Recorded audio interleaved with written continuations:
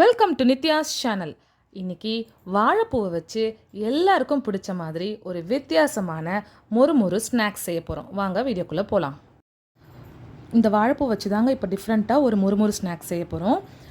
இது மேலே இருக்க பகுதியெல்லாம் எடுத்து நம்ம கூட்டு வச்சிட்டோம். இப்போது இது உள்ளே இருக்கிற பகுதி தான் இது ரொம்ப பெரிய பூவாக இருந்தது, அதனால் பாதியை கூட்டு வச்சிட்டோம். மீதி பாதியை வச்சு இப்போது மொறு ஈவினிங் ஸ்நாக்ஸ் செய்யலாம். இந்த வாழைப்பூவை இப்போது ரவுண்டாக ஸ்லைஸாக நம்ம கட் பண்ணிக்கலாம்.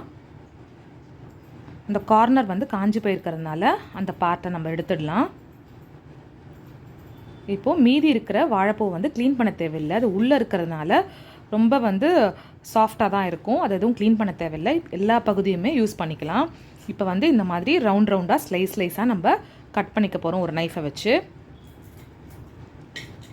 இந்த ரவுண்டாக ஷேப் வராட்டியும் பரவாயில்ல. இதெல்லாம் ஆக்சுவலாக பார்த்திங்கன்னா உதுத்தோன்னா ரிங் மாதிரி வரும், நல்லா பிரிஞ்சு தான் இருக்கும். அதெல்லாம் சேர்த்து தான் நம்ம பேட்டரில் கலக்கி ஆயிலில் போட்டு ஃப்ரை பண்ண போகிறோம். பாருங்கள், இந்த மாதிரி உள்ளே ஒரு ப்ரெஸ் கொடுத்தோன்னா ரிங்காக வந்துடும். கட் பண்ணதுக்கப்புறமா இன்னொரு பவுலில் தண்ணி வச்சுட்டு கொஞ்சம் லெமனை புழிஞ்சு விட்டுட்டு அதில் உப்பு போட்டு அதில் நம்ம ஊற வச்சுருந்தோன்னா கருப்பாகாது. அதுவும் இல்லாமல் இந்த துவர்ப்பு தன்மையும் கொஞ்சம் கம்மியாக இருக்கும். இப்போ இந்த தண்ணியில் கட் பண்ணி வச்சுருக்க அந்த வாழைப்பூவை போட்டு வச்சிடலாம்.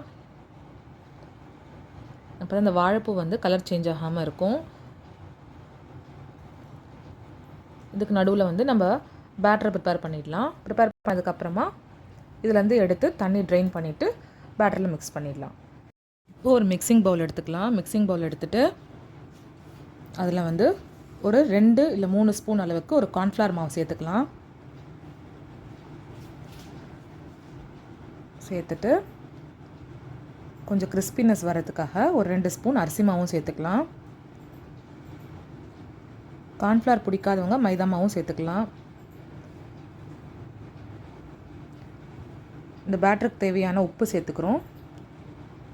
ஒரு 1/2 ஸ்பூன் கரம் மசாலா, அவங்கவுங்களுக்கு காரத்துக்கு ஏற்ற மாதிரி red chilli powder. Kashmiri red chilli powder சேர்த்தோன்னா கலரும் எக்ஸ்ட்ரா கிடைக்கும், காரம் கம்மியாக இருக்கும்.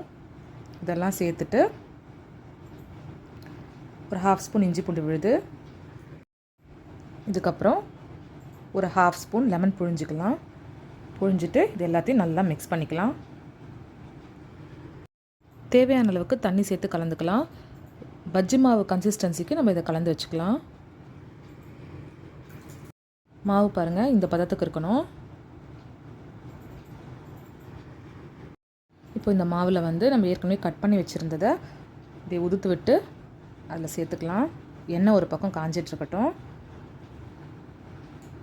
நல்லா இதில் டிப் பண்ணி மாவு எல்லா சைடும் கோட்டாகிற மாதிரி டிப் பண்ணி இதை ஃப்ரை பண்ணி சாப்பிட்டோன்னா ரொம்ப டேஸ்டியாக சூப்பராக இருக்கும், கிறிஸ்பியாக இருக்கும்.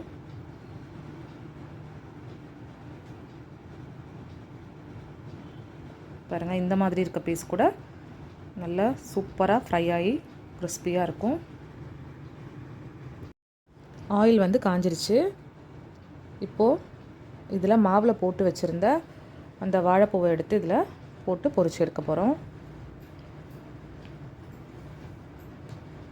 ஹை ஃப்ளேமில் இருக்கக்கூடாது, மீடியமான ஃப்ளேமில் இருந்தால் நல்லா சூப்பராக கிறிஸ்பியாக ஃப்ரை ஆகிருக்கும். ஹை ஃப்ளேமில் இருந்தால் கரிஞ்சிரும்.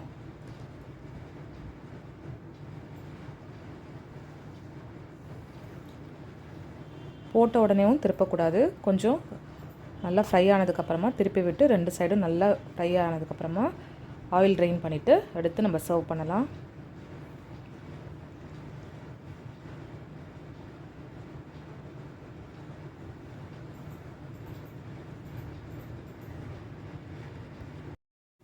பாருங்கள், நல்லா ஃப்ரை ஆகிட்டுருக்கு.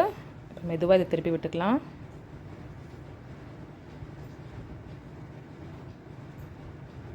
வாழைப்பூ எல்லாருக்கும் ரொம்ப ஹெல்த்தியானது.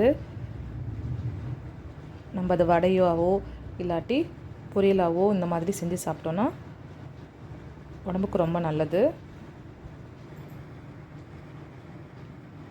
இப்போ 2 சைடும் நல்லா ஃப்ரை ஆகிடுச்சு. இப்போ ஆயில் ட்ரெயின் பண்ணிவிட்டு எடுத்துடலாம். பாருங்கள், பார்க்கவே இவ்வளோ சூப்பராக இருக்குன்னு, கிறிஸ்பியாக இருக்குது.